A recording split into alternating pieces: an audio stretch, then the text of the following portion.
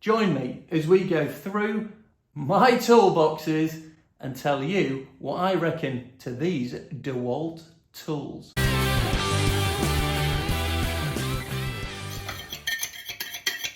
It might help you understand A, what they do, B, whether they're any good, and C, what do I think of them? Welcome to the channel. I'm going to be telling you what I have in my toolboxes. First thing to know, folks, is that all of these DeWalt tools run on the 18-volt battery system. Now, this is brilliant marketing because as soon as you buy one and you buy the batteries are expensive. So why would you swap to another manufacturer if it means you've got to buy even more batteries to use on their specific products? You don't. So once you're in, you're probably going to stick with a brand for a while. So make sure you're happy with it. I hope me going through this will help you work out whether these are good ones for you too. Now, with every manufacturer, there are loads of tools, absolutely hundreds. And even things like this or some of the others that you see, this may be sometimes 2, 3, 4, 5, 10 different versions, and the price ranges are vast. You know, you can get something that might be £100 and the same looking thing can be £400. What's the difference? I don't know. I'm only going to talk about the ones I've got so you know where you're at. I've pretty much tried to go for maybe not the cheapest version, but maybe not the most expensive. I've tried to get the one that I thought would be best used for the job, and I'll give you my verdict, and I'll let you into a secret. I love them. I'll give you my verdict on each particular one and how often I've used it and all the rest of it. I hope it's useful. See you as we go in to the first DeWalt tool. Right. See that there. All right, as I put my tools away, so this is a tidy up time, I'm going to give you the lowdown on some of these DeWalt tools. I'm going to go through it as I pack them away. So what have we got here? We've got the 18-volt jigsaw, which is pretty good. One of the things that I've noticed happens sometimes is the blade will kick out of its little shoe holder sort of thing, but it's a pretty good tool. Jigsaw, useful thing to have. Maybe that's quite a broad blade, so if you can get thinner blades you can do tighter circles, but I like it. Yeah, I like it. Marks out of 10? Well, I give that a solid 7. Maybe I don't use it quite enough. I mean, there's loads of features on it and things that you do. So quick release for the blade, lift that up, the blade comes out. It's a simple notch thing. You slide it in, release that, and it's held tight. A smooth sort of plastic shoe here, the sole slides along pretty easily. In terms of, I know there's some way you can turn it and you can, twist it and all the rest of it. I don't think this one does that, but you've got then 3 settings here for doing stuff. I don't know what they do because I don't read the instructions. All I know is it's a pretty good jigsaw. DeWalt 18-volt XR lithium ion battery jigsaw. Let's stick it in a box. Stick it in a box. Get rid of it. Other accessories.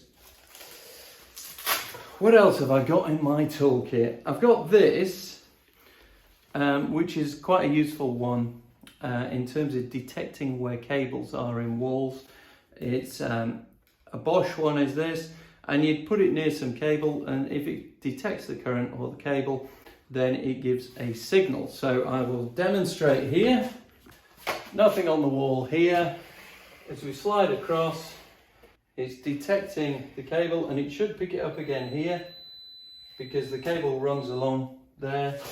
So that's pretty, yeah, it's pretty accurate, is that? So again, cables comes up here, it's picking it up all the way up this wall. Anyway, there you go. That's a Bosch GMS 120 professional. You know, don't take these things as absolute gospel, okay? You've got to be careful when you're doing it. Even though I've put electrics in here, one of the things that I've said to people is, oh, take a video of what you're doing. And they go, oh, I don't want to. Well, I'll tell you why I find it useful. It's because when you come to have to drill something or put something in you weren't expecting, it's always great if you can look back on your video and see where you actually chased the cable in. So I've done it a few places in the kitchen here where I thought I knew where it was, but I wanted to double check, so I did. Anyway, that is the kind of cable detector. So let's shove that in the box, and at the moment we'll put that box to one side. Here's a good one. Most people, if you're doing anything, you're going to need a circular saw. This is, and there's hundreds of models. What you'll find is they'll do anything from, you probably get it for about 30 quid right up to thousands of pounds. I guess it's always a case of try and get the best one you can. The clever thing with manufacturers is if you start going cordless and you have the batteries, then there's no point mixing your tools between brands, because that way you're going to need extra batteries to do the specific ones. So because I kind of got a few tools with DeWalt, got the batteries, I've ended up with these. What's this one? This is the DC5391. So that's what I've got here. Pretty solid piece of kit. It's heavy. I know there's a battery on it. One of the most annoying things for me is this, which is the guard.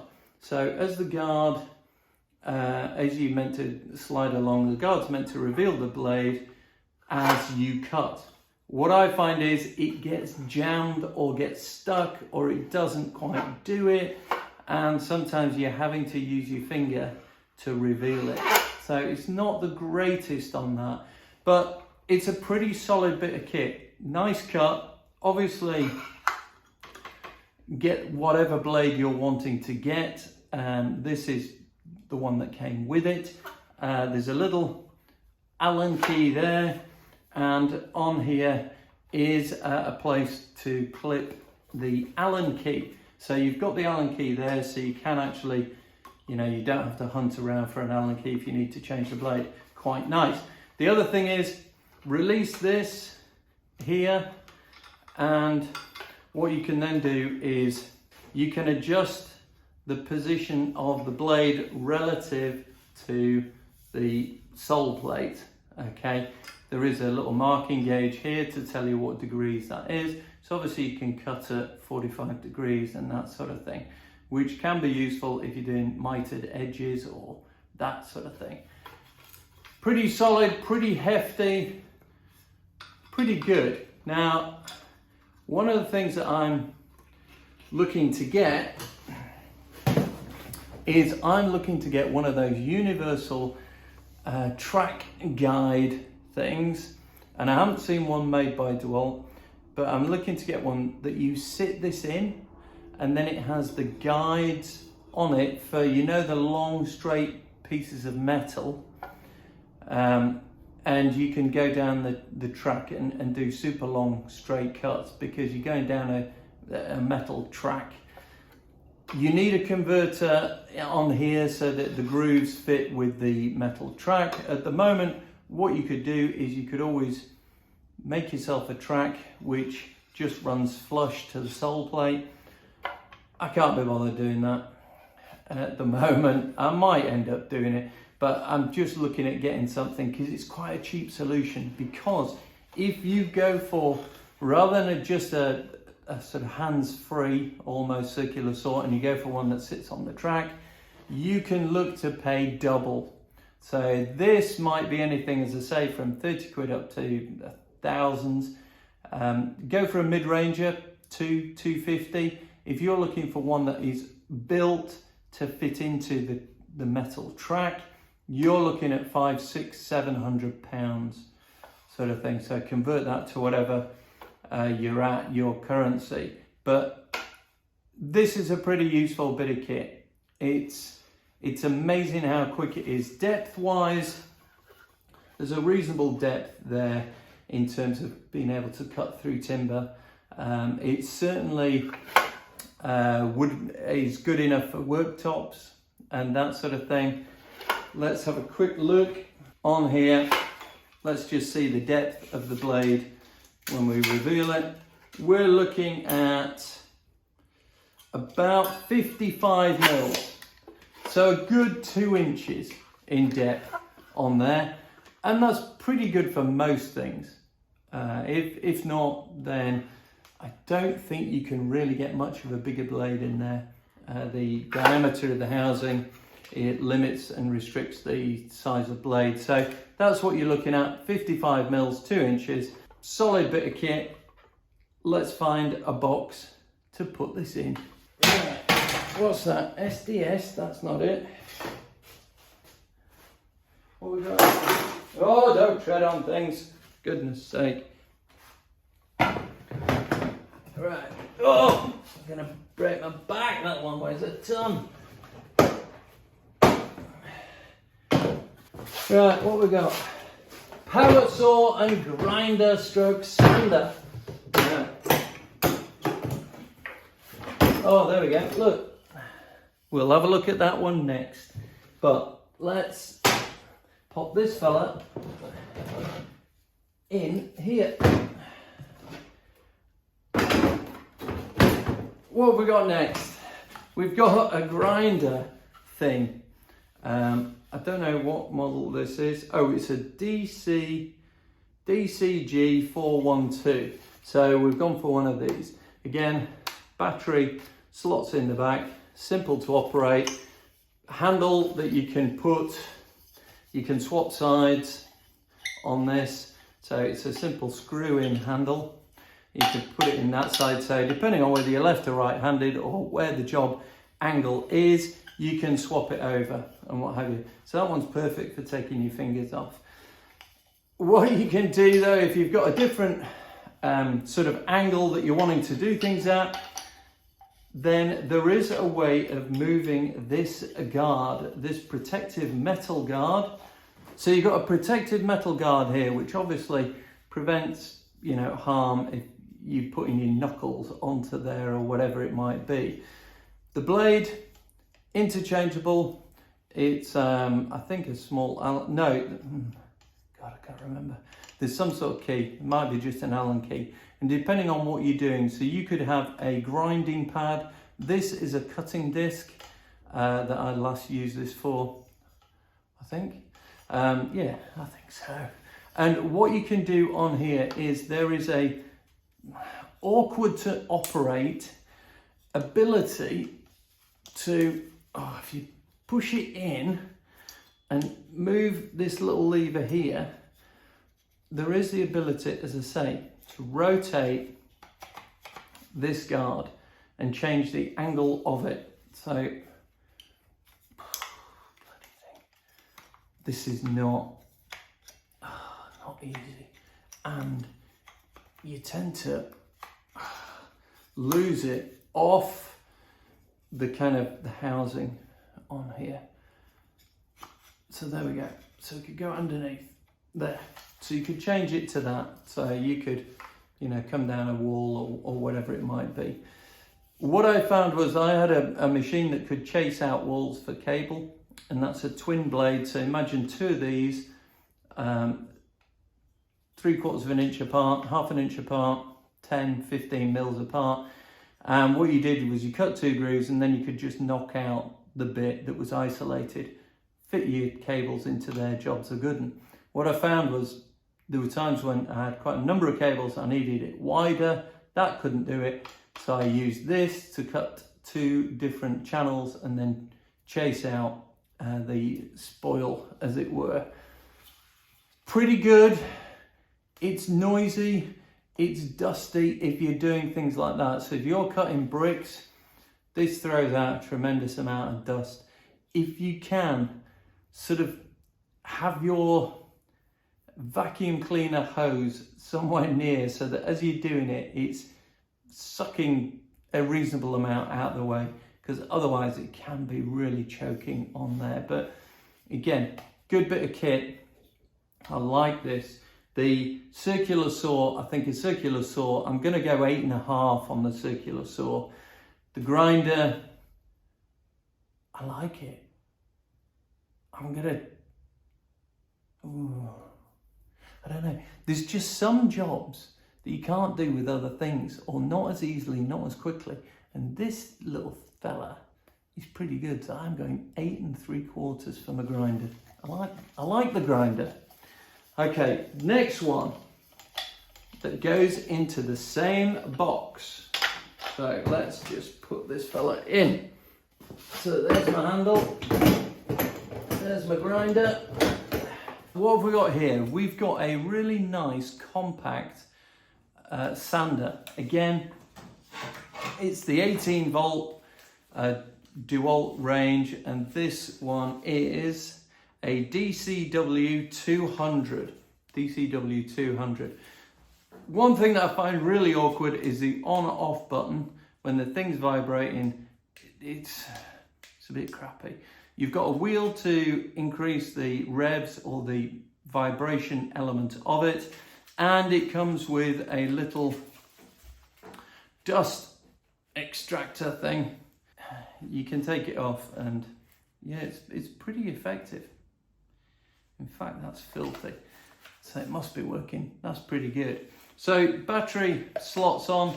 Obviously, the bigger the battery, the heavier the item, which when it's sanding can be useful in as much as it's applying a bit more weight, a bit more mass, a bit more pressure onto whatever it is you're sanding.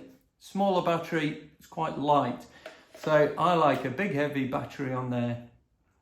Decent runtime. All of these tools have decent runtimes.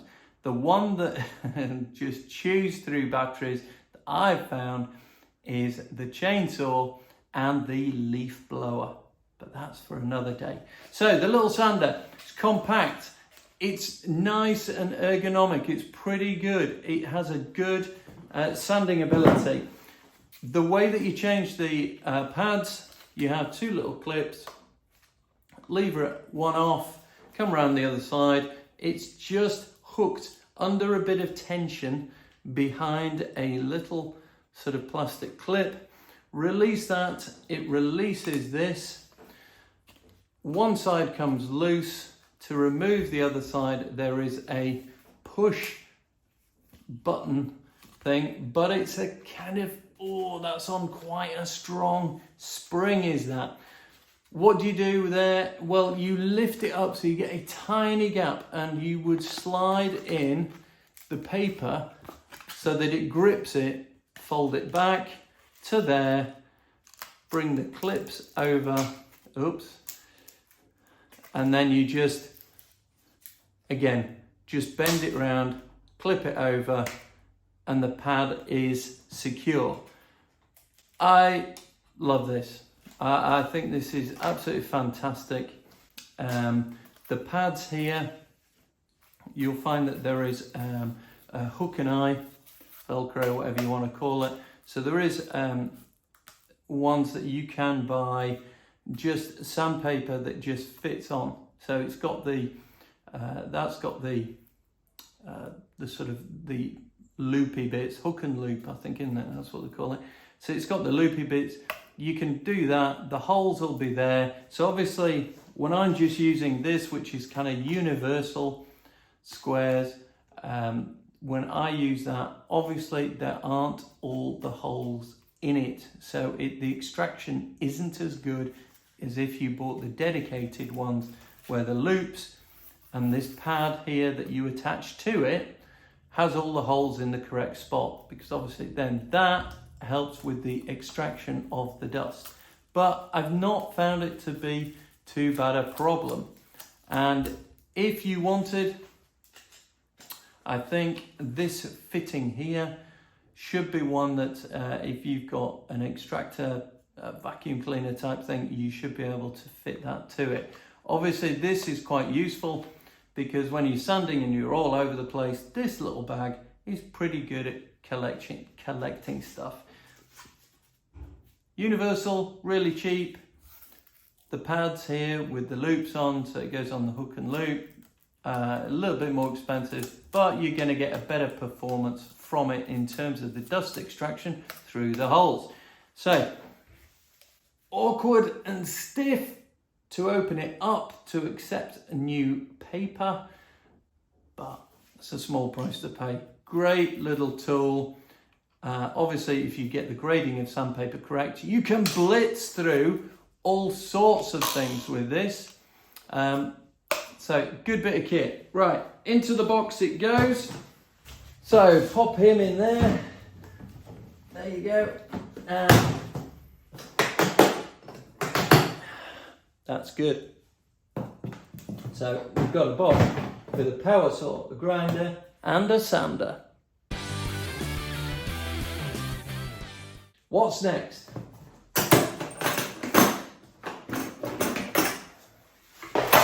Okay, a couple of tools that I've got in this little box. First one is a little Dymo printer. Second one is this multi-tool. Let's have a quick look at the printer first.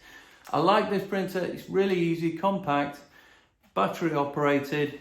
Type up whatever you want, press the print button, and out comes a little thing. So if I just bear with me, let's have a go.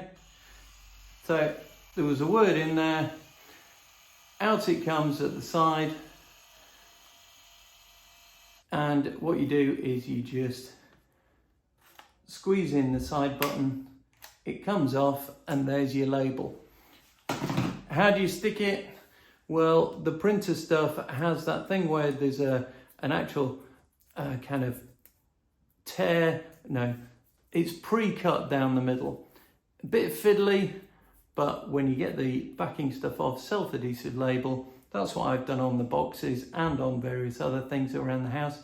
I like it. So a little Dymo printer is pretty cheap, and I think it's well worth it. All right, next up in what's in Nigel's toolkit, the multi-tool. And I have a love-hate relationship with this. Sometimes I think it's amazing, sometimes I hate it. Because it doesn't, it's a tool that was developed years ago.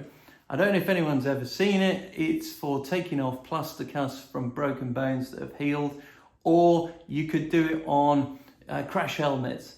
And what it did was it vibrated, it cut through, but it wouldn't cut the skin. Very clever. Now, they've adapted it and put these big teeth, jaggedy things on.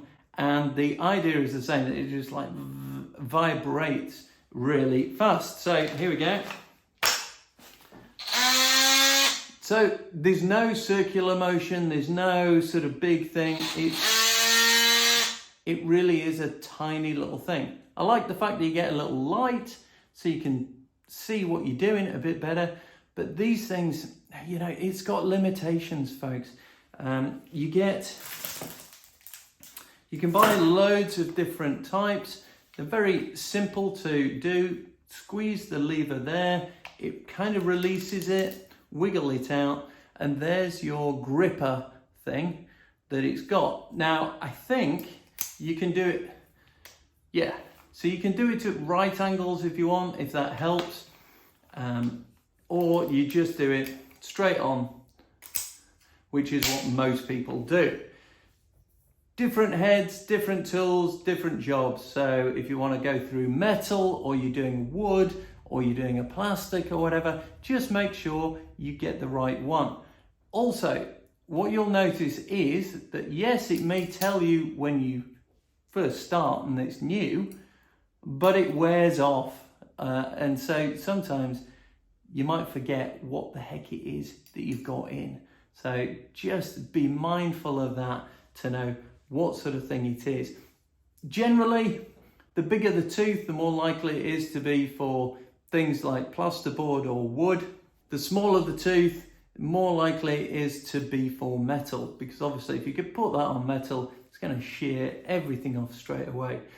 On plasterboard, yeah, fantastic. On wood, if it's softwood, yeah, not bad. if you're trying to go into something deep and awkward and it's old, fairly hard seasoned wood, oh, it's slow going, and the temptation is to get your circular saw out and just go and do it. But persevere with this fella and you'll be able to do some pretty accurate small cuts. So where a circular saw would just like cut far too much, this will be a much more refined tool. So this one is, what is this? Stop buzzing at me. This is DCS 355, a DCS 355. I like it. It's pretty good. It sort of does it, but sometimes it's, well, depending on how much you spend on these things, sometimes it can chew through them, or you might have the wrong one on, or it's a bit too much. And I've had occasions where the wood has started to smoke because there's so much friction on it, and rather than cutting, it's just kind of about to make me a little campfire. But it has its place, but it has its limitations. So that is the DeWalt multi-tool. I'm going to give that at times 6, other times 9. So what's the average of that? 7.5? That's probably a bit generous. Maybe 7.25. There we go. As for the printer, I give that a 9. I think that's really useful. You won't use it very often, but it's really useful. Makes everything look super neat. So into the box goes the multi-tool. And there's an example of me using the printer. Printer, multi-tool. There you go. What else have we got down here? Next up in Nigel's toolbox, right here, is this, which is, I think most people kind of call it a combi drill. And this one has a simple hand-operated chuck, just a 3-tooth, grabber sort of thing. So it's just standard drill bits and various things, hex-shaped all round, will both fit in here. What have you got on it? Well, you've got a speed, or rather it's a torque setting. So if you put it on the first one, so imagine I'm drilling into something. Oh, useful little light, by the way. Put my finger over it. Imagine you're drilling into something and you don't want to over tighten it. Adjust this, and so as you do it, it'll spin and then it'll cut out on the torque setting depending on what you set it on. So obviously that's on the easiest, that's why I can grab it and it holds. So that would be screwing something very gently into something you don't want to over tighten at all. What else? The obvious things, forwards and backwards, which is very easy to operate. I love the fact that it's right here, so you can squeeze it one way, press it with your thumb and go the other way. So you are able to sort of put a screw in, take a screw out, just very easily by using your finger and thumb as you are getting ready to drill. Obviously you can twist this right up to a pretty high setting, 15. But what you can also do beyond that is take it onto a screw, what am I talking about? A drill bit, which is pretty much just like straight drilling, and there's no torque setting. So what would you use torque setting for? For when you're screwing things in, typically, so you'd have a screwdriver bit in there. If you're just wanting to, say, drill into wood or somewhere else, and don't forget, depending on the bits that you put in, you can go into masonry, brickwork and steel and wood and all sorts of things. Have it just set on there, there'll be no torque setting and it'll just keep going all the way. If you go a little bit further, it's wearing off now, but there's a hammer image and you do get a slightly sort of different noise to it, and it does have a slight hammer action. You've also got a 2-speed on here. So it's a bit stiff, it's getting a bit old, is this version, but you've got one. So on number 1, if you pull it fully, it's turning at a reasonable pace. Pull that back and it's definitely going a little bit faster. So there is a way of controlling how fast you're spinning this. And I think this is a great tool. This is an absolute must in anyone's toolbox. And this one is, let's have a look at the model on this one, DCD 77508. I think you have a look. My eyesight's getting worse and worse. But yeah, it's a good one. And you can tell which tools I use a lot because they look much more used, don't they? It lasts, the batteries again last for a long time. So you typically go from 2 amp up to 5 amp. And that is gonna last quite a long time using something like this. There is a little indicator on the back of most of these batteries, so you can see where you are in the charge cycle in terms of fully charged or it's getting low.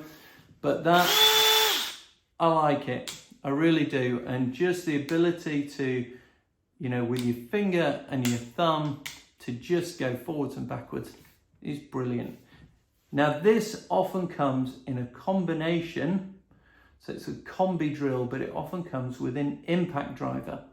Let's see if we can find an impact driver, and then I'll put this in a box. With this one, can you see there, you've got the hex shape, and this is just a simple cross-headed screwdriver bit, but can you see there's this collar here, and this is what is going into this. So what you can do is you can push it in and it locks, and to get it out, you pull the collar up and it releases it. So you can put it in like that and let it go, or just push it in and you hear it click. So what that means is that is now secure in there. If you don't have that collar, that bit in here, then this thing is going to struggle to hold on to it. Yes, if it's a hex shape, it may well work to some extent, but if you tip it up, it may well drop out. So you need these drill bits or other things with that. Now, typically, what's an impact driver for? I was kind of unaware of this before I sort of started doing stuff and needed more and more tools. Essentially, this is really good if you put a screwdriver bit in. The beauty of these, I think, is removing old stuff. Why? Because the impact, it kind of judders it somehow. The action is not just a simple rotation, it's a bit of a juddering as well, and it kind of does a bit of a pneumatic type noise. And what that means is it's kind of shocking the screw into, you know, turning and twisting and coming out. So typically for anything, what I found it most useful for are things that are stuck. So if you've got a bolt, the bolt head, and you wanted to do it, get one of those kind of socket bits that fits over the top and give it a go with one of these, because sometimes when you're trying to do it with a drill and it's just trying to twist it, it won't do it. But this, where it's kind of vibrating, shocking, pneumatic-y, impacting, it can loosen it and take it off straight away. So this one, this new one, look at this, brand new, a DCF787, I think that is. So that's one of the things that's in this kit, and this is great. So it's fabulous. All it does, forward and backwards. On this particular model, there's no, you know, no adjusting, no nothing. It's just you're either undoing it or doing it up. And obviously, depending on how far you squeeze the trigger on this, determines how fast it rotates and spins. But a great bit of kit. Now, I would say that these two together are going to be your mainstay of a lot of things. Other uses for this is if you've got big bits of timber or you're trying to put long screws into it, sometimes the torque of just a drill or a power driver, just trying to screw something into a deep bit of wood, a long screw, can't do it, an impact driver, it seems to be able to just put this vibration, this impact, this shock through the twisting and get that screw in much easier. So taking off things that are a bit rusty, a bit stuck, so old screws or anything like that, or bolts, this is really good. Putting it in when it's deep and it's hard and you need to kind of shock that screw to keep turning, this works really well. The combi drill is just your mainstay power driver to do so much of the things that you need to do. So these two as a combination, they go together like peaches and cream. Mwah. Let's stick them in the box. There's my impact, and here's my new combi. Stick that in. You got the charger that fits in there as well, and you know there's space for the batteries in there, so each one can have one in its own little bit. Yeah, boom, like that. That is a great combo. I'm going to give that easy 9 out of 10. Okay, the next one is one that if you've been watching me do the dream house, I've kind of given these some real grief over the time. This one is, what model is this? DCH 133, this particular one. And what is it? It's an SDS, which I can never remember. It means something like slotted drill system or something like that.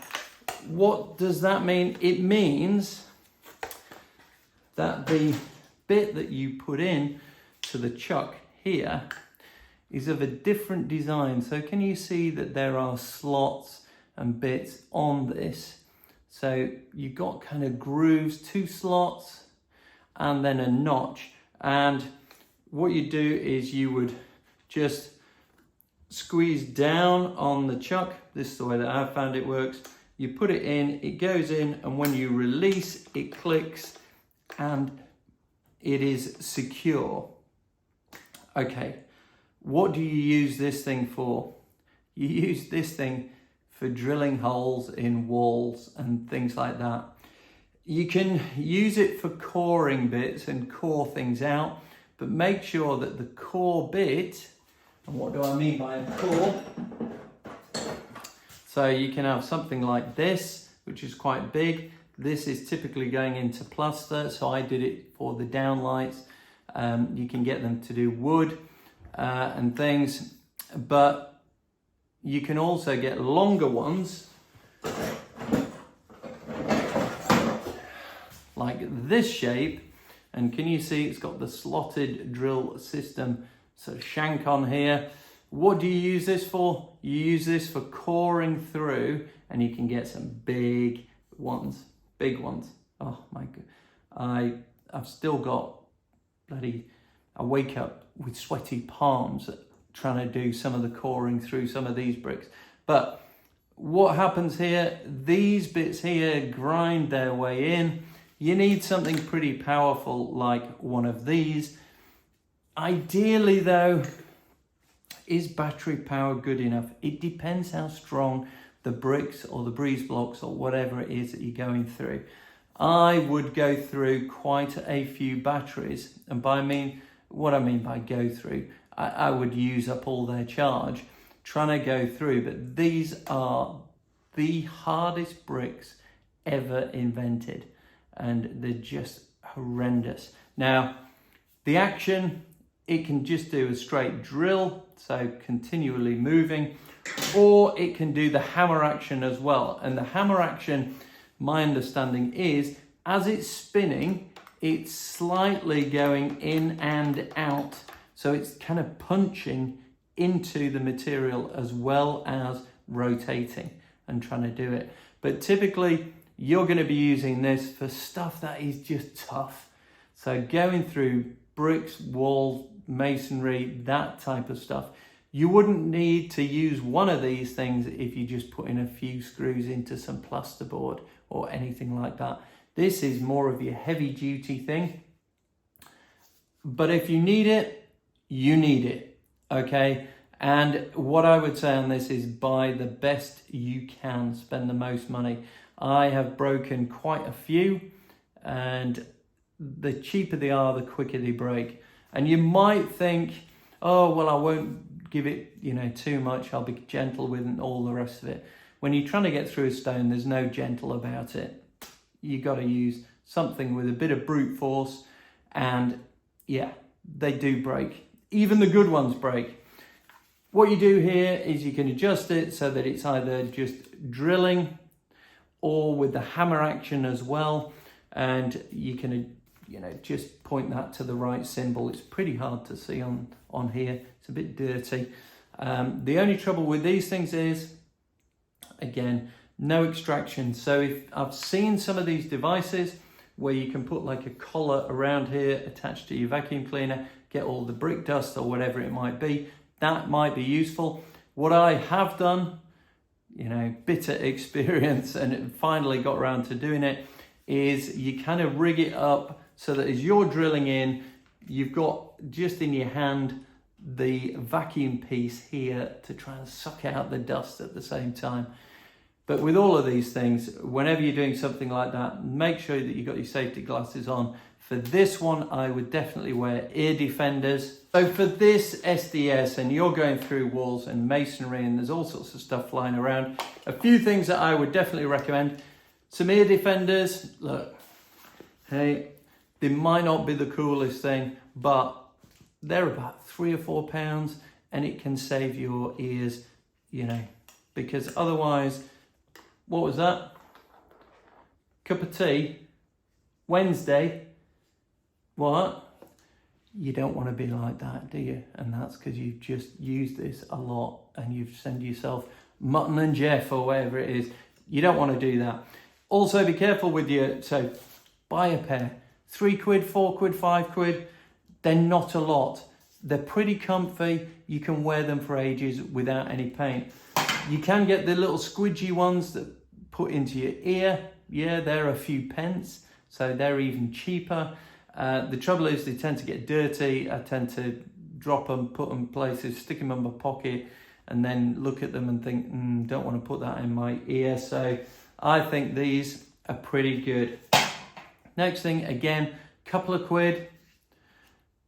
Just saves your eyes getting a bit of dust and all the rest of it. So make sure you do that. Just have quite a few pairs knocking around. If you go into a shop and they've got them on offer and they're £2, buy 3 or 4 pairs. Have them in different toolboxes so you've always got them to hand. Because I know what I'm like, and it's, I won't bother. I'm only doing one bit, and I still do it now. And the reason, because I can't find where these are. And I've bought loads over the years. Goodness knows what I do with them. I've never knowingly thrown one away, but I seem to lose them. So get yourself a few pairs so you've always got one to hand, because these things are useful. Finally, a mask. Lots of different types of masks that you can get, and they all have different ratings. And I think, I don't know, P1, 2, 3, 4, I can't remember what it is, but what it means is how fine the dust particles are that this thing stops you breathing in. Again, they don't cost a lot. Have plenty to hand because it's always useful to do it. I have used these as we were drilling through the bricks. Dust got everywhere. This was the difference, I think, between getting something nasty and maybe being all right. They're not perfect. The more you spend, the better the quality. Depending on what you're doing and where you're drilling, just make sure you got the right one. The other thing is, just be careful you know where you're drilling. Make sure there's no asbestos or anything like that in there, because as you grind that in and transform it into really fine dust, asbestos is not the stuff to turn into dust. You'd certainly need one of these, but the problem is it'd be on your clothes and you would need to probably incinerate your clothes or get rid of them somehow, bag them up and bury them deep underground for 1,000 years or something. So just be careful, you know what you're drilling into in the first place. But this, with this and your glasses and your ear defenders, is great fun. That is a good tool, and I would say that these things are a 9 out of 10. Love it. Right, let's stick it in a box. Right, SDS. Oh, let's take that battery off.